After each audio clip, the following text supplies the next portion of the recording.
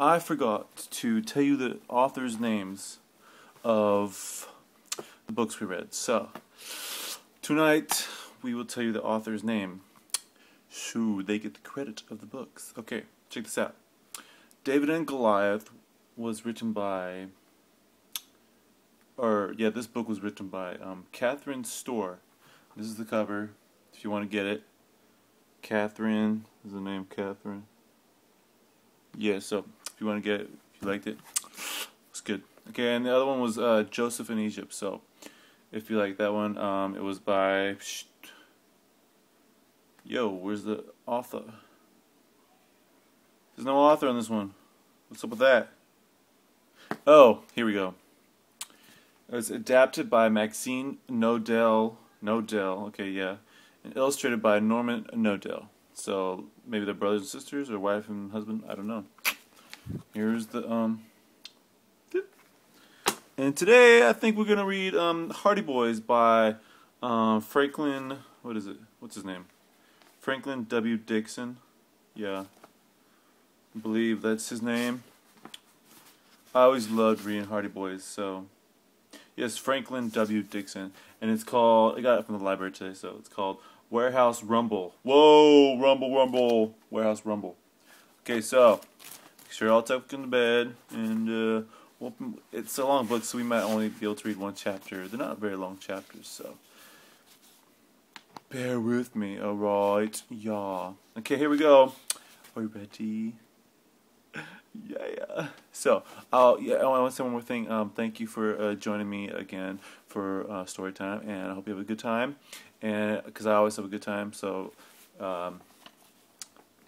yeah. So yeah, here we go. The Warehouse Rumble, Chapter 1. Are we ready? Okay, let's fall asleep. Nighty night. Okay, the Great Contestant Hunt continues. Chet Morton read the headline from the Bayport Journal-Times, as though he were reciting Shakespeare. Ward Willingham, creator of the hit reality TV game show Warehouse Rumble, will be in Bayport this afternoon to interview prospective contestants for the show's pilot episode. Yeah. How can a TV show be a hit if they haven't even filmed the pilot yet? That's a little tongue twister. Sorry. Okay, Frank Hardy asked. The tall, dark-haired 18-year-old regarded both Chet and the newspaper skeptically. Ugh, I need coffee. I can't even talk. Sorry. Bear with me. I just got home from work, so yeah. Maybe hit is part of the title, Joe Hardy suggested. His blue eyes twinkled mischievously, and a grown grin spread across his handsome face.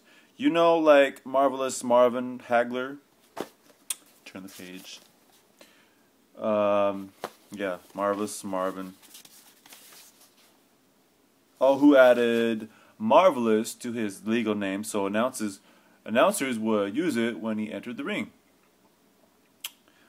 Iola Morton put down her forkful of salad and cocked an eyebrow at her boyfriend.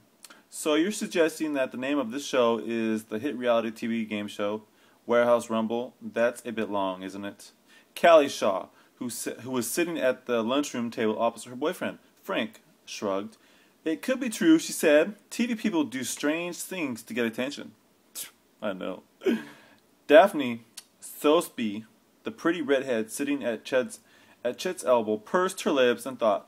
Ward Willingham was the producer of TV's Greatest Copperest, she said. That show was a hit. Maybe that's what the article means. So, if you have one hit show, then the next one is automatically hit too? Frank asked. Sneer if you want, Chet replied amiably. But I think this could be our big chance. Chet's sister Iola frowned. Big chance for what? She asked. Fame, fortune, all the usual stuff. Chet replied. He puffed up his chest, preened in sandy hair in movie star fashion, and shot the rest of the group a $1 million smile. Chet had always dreamed of fame and liked opportunities like this. I'm going to try out. Want to come with me, Daphne? The article says they need teams of 2 people. Sure, Daphne said, smiling, after sitting out the Halloween contest that my mom ran. This might be a good chance to pick up a few bucks. Joe took the paper from Chet. It says here that the game is a treasure hunt that will involve both physical challenges and mental puzzles, he said. Iola sighed. Don't tell me you're falling for my brother's crazy scheme too, she said. She tousled Joe's blonde hair playfully. Hey, we're off from school from the rest of the week for teacher conferences, Joe said. TV auditions sound like fun. I agree, Frank said. He finished his carton of milk and crumpled it with one hand. Want a partner, bro? Or are you teaming up with Iola? Oh no, Iola said. Not me. How about this? Oh no, Iola said. Not me.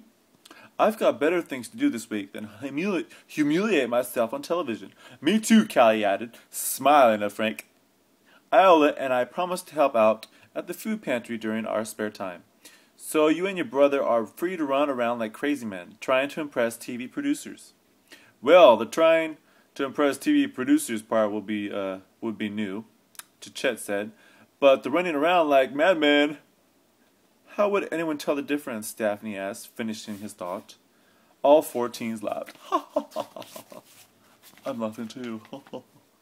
Next page. Can't see with these sunglasses on, so I guess I'm leaning up like this. Chet, Daphne, and the brothers decided to carpool out to the auditions after classes.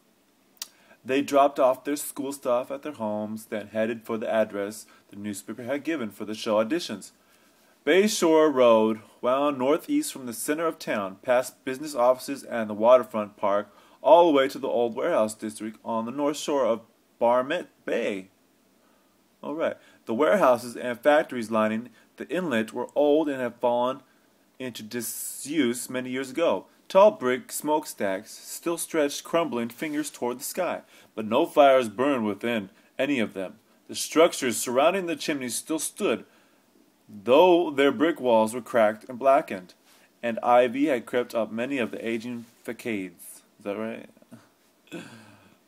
Some of you are probably smarter than me, but I'm just here for entertainment, so yeah. I think it's facades, yeah. Much of the translucent glass in the building's high, narrow windows was cracked and broken. Rotten holes showed through the wooden factory doors.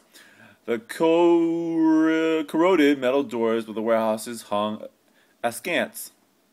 The warehouses had been built early in the 20th century to serve both the factories and the bayside docks that connected Bayport's industry to the world. The wharves behind the structures looked as decrepit as the buildings themselves. Wide concrete posts and slimy wooden piers gutted out of the water in crooked angles. Worm-eaten boards and crumbling concrete platforms rested atop the crumbling pylons. The wave-tossed waters of the bay clawed against the piers, threatening to finally drag them under. Frank pulled the van off the main road and into the wide dirt parking lot next to the building. A set of weed-clogged railroad tracks ran into the factory grounds from the north. The tracks looked every bit as abandoned as the warehouse itself. Despite the setting's bleak appearance, more than a dozen cars, including a TV news van, lined the parking lot. Frank parked the car out at the end of the row, and the 4 teens climbed out. The Hardys and their friends hiked toward a sign on one of the warehouses that read, "Contestants welcome." They entered through a rustling metal door that appeared to have been repaired recently, so it would hang right. The interior of the building was no more impressive than the door. It was gray and dirty with brick and cinder block walls covered by crumbling plaster. The room they entered was large. Its walls stood at least 3 stories tall and were capped with oh my goodness, all these big words. Corrugated metal roof. Corrugated. Man, corrugated? Yeah, I think that's it. Corrugated. Yeah, whatever. A skeleton of rustling catwalks snagged through the air 2 stories up. Once the gangways must have been used to service huge machines, but no trace of those machines remained. I think that's all the time we have today.